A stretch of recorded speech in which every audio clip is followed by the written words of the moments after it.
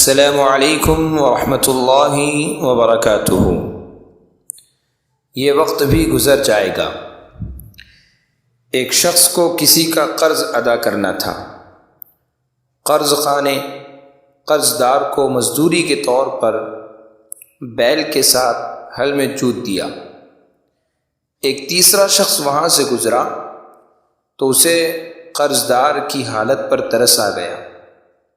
اس نے قرض دار کو قرض ادا کرنے کی پیشکش کی، لیکن قرض دار نے یہ کہہ کر انکار کر دیا، یہ وقت بھی گزر جائے گا۔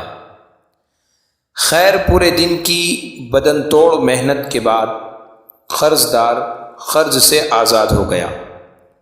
کچھ عرصے بعد اس تیسرے شخص کا دوبارہ اسی علاقے سے گزر ہوا تو اس نے سوچا قرض دار کا حال پتہ کر لوں۔ جا کر معلوم کیا تو علم ہوا کہ قرض دار بہت امیر کبیر ہو گیا ہے۔ اس نے جا کر اس سے ملاقات کی اور اس کی موجودہ حالت پر خوشی کا اظہار کیا تو اس قرض دار نے مسکرا کر جواب دیا، یہ وقت بھی گزر جائے گا۔ کچھ عرصے بعد یہ شخص جب دوبارہ اس علاقے میں گیا تو اسے علم ہوا کہ قرض دار فوت ہو چکا ہے۔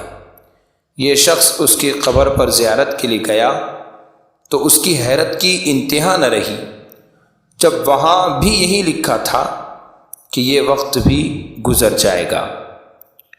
یہ شخص کافی سوچتا رہا کہ آخر اس بات کا کیا مطلب ہو سکتا ہے؟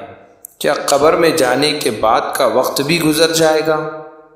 یہ شخص افسوس کرتا رہا کہ جب وہ زندہ تھا اسی وقت کیوں نہ اس سے اس کا مطلب پوچھ لیا، مگر اب وقت گزر چکا تھا۔ لیکن جب وہ اس کے بعد وہاں آیا تو اسے اپنی اس بات کا بھی جواب مل گیا جب اس نے دیکھا کہ اس کی قبر کی جگہ سے سڑک گزر رہی تھی اور وہاں بچے کھیل رہے تھے۔ دوستو، یہ دنیا کسی کی نہیں، یہاں کچھ بھی ہمیشہ نہیں رہتا۔ باقی رہنے والی چیز صرف اعمال اور لوگوں کی فلاح کے لیے کیے گئے کام ہیں۔